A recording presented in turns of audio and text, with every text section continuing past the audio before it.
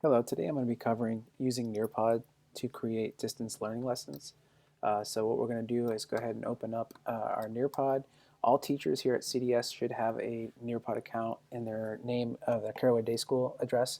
So if you select sign in as a teacher and just click on your Caraway Day School login, you should be able to gain access to Nearpod and all its paid features. So what we're going to do today is show you Nearpod and show you ways that you can use it to create lessons that can be used for distance learning for your students.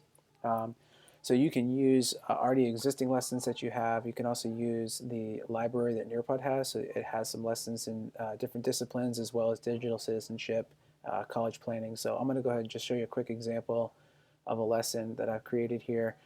You will have the option of providing it live or student-paced. In this case, since it's distant learning, we're going to be using the student-paced lesson. Live would be if you were in a classroom providing to your students and you were in charge of changing the slides and going through the process. But here, since our students are pulling up this on their own time, we're going to go ahead and select the student-paced. So let me go ahead and just show you what that looks like here. We're just going to preview it. And this is a lesson that was created, actually was created using Google Slides and then imported to Nearpod, and I'll show you how to do that in a little bit. So we're going to go ahead, you can just go through this presentation, you can insert videos. You can see I do have some checkpoints along the way. So in this case, I've asked them to draw a diagram of how money flows into and out of a bank, because previously we had just seen a video that described the process of how people deposit money into a bank and then how banks loan out that money to charge interest. So what I had them do is just go ahead and draw me a quick sketch to show that they understand the concept of how a bank works. And then I would just continue to go through this and add checkpoints along the way, since there isn't a teacher in the classroom. So you'd want to add quizzes. You can add web pages for resources. So in this case, I want them to use the compound interest calculator to calculate compound interest.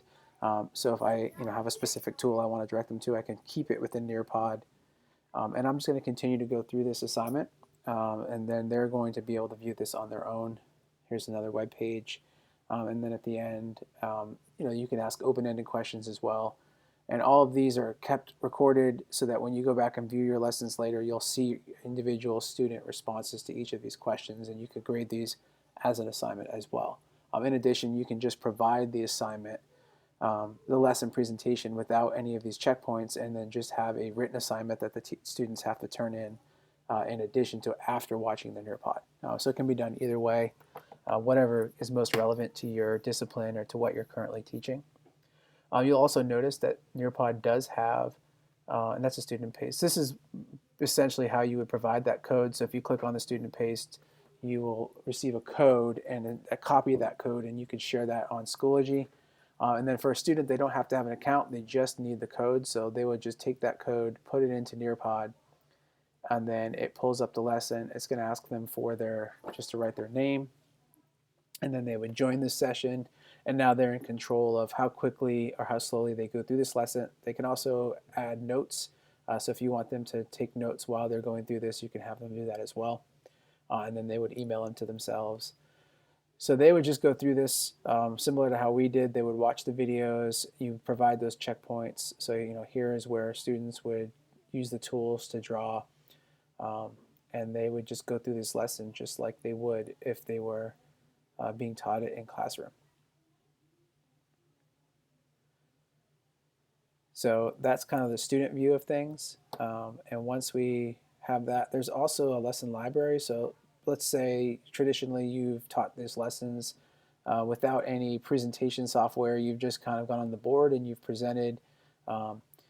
If you don't have any of those tools, Nearpod makes it pretty easy to search by standard, search by discipline.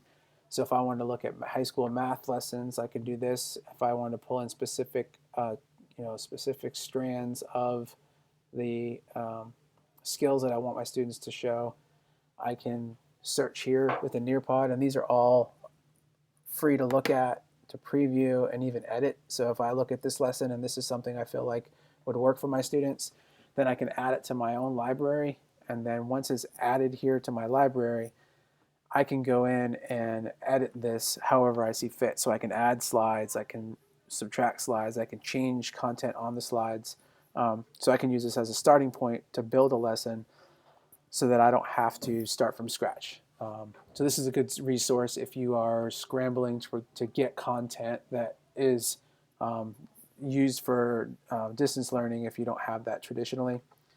So it's a great resource to use, and then you would have that code, and then you could provide that student code so that they would be able to go in and do this lesson. So there's plenty here, all based on the different strands of the different skills that you want your students to accomplish.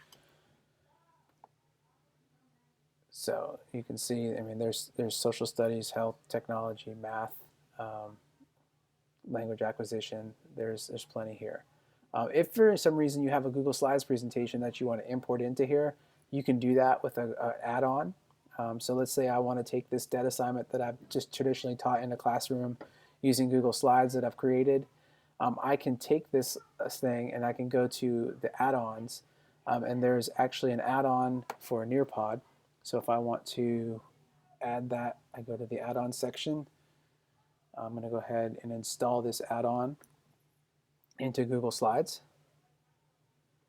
and select my Google account, give it all the permissions that it needs to be able to run. It may take a few minutes the first time to get started because it is trying to access your Gmail, your Carrollwood Day School account. That way in the future you'll be able to just pull this up. So here we go, I have it. Now if I go up to my add-ons here and then I select the Nearpod, I can open it, and it's going to open a box to the right where it's going to allow me now within these slides to add Nearpod features such as audio, video. I can add my questioning now within this, and this is all going to save to Nearpod and provide a code that will allow me to share out to students. So if I want to add a quiz after a specific slide, if I want to, there's even 3D assets. So if you want to give your students kind of an image of something that doesn't require the glasses, it's more like a panoramic, like a draggable 3D image. I'm not going to be able to find anything for finance, I don't believe, so let me just pick something random here. So if I wanted to show my students in the middle of this presentation and allow them to click and drag around an image of a solar panel, I could insert that here. And then when I want to click Save and go to Nearpod, so that's going to do is it's going to import that Google Slides into my Nearpod. I'm probably going to have to sign in again here. And once I have that, it's going to insert that 3D image. This would also be the same thing for if I wanted to add a question, open-ended question, or anything like that. So now if I preview this, just like my students would be viewing when they're going through this presentation, there is now a 3D picture of a solar panel. Not sure how that would work for them, but this would be good, for history lessons if you wanted to take a second for them to have a look around a Coliseum or something like that. You could insert one of these for them. And the best part about all of this is there's no need for the students to leave Nearpod. Everything is housed in Nearpod, so if I want to include a video from YouTube, if I want to include a 3D picture, if I want to include a web page, everything is integrated within Nearpod. So the student, once they're in, they put in the code, they stay within that Nearpod environment until they're done with the lesson. So it just works really well. They don't have to click and move in and out of different resources. They're just in one specific resource. So this is basically the Nearpod. This is the library, as you can see. And here's how I can do this. Now let's say I wanted to create a completely new presentation from a PowerPoint. With Nearpod, you can use their presentation software. It's not the most perfect, so I recommend using PowerPoint or Keynote or something that you're already comfortable with. You can upload PowerPoints. So if you come here and I grab this PowerPoint, I will be able to insert a PowerPoint, and then Nearpod will separate it out into the individual slides, just like in Google Slides, and then I'll be able to insert any Nearpod content that I want, whether it be questions, videos, audio, anything along those lines.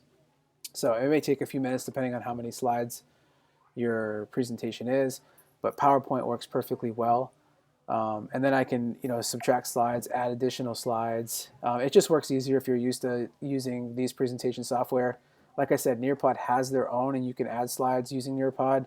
Some of the formatting isn't perfect, and they're still working the kinks out on that. So I would recommend using something you're comfortable with.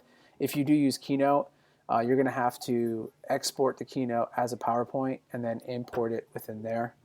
And then you'd be able to import it as a PowerPoint and edit it. So unfortunately, you can't upload Keynote files directly into Nearpod as of this time.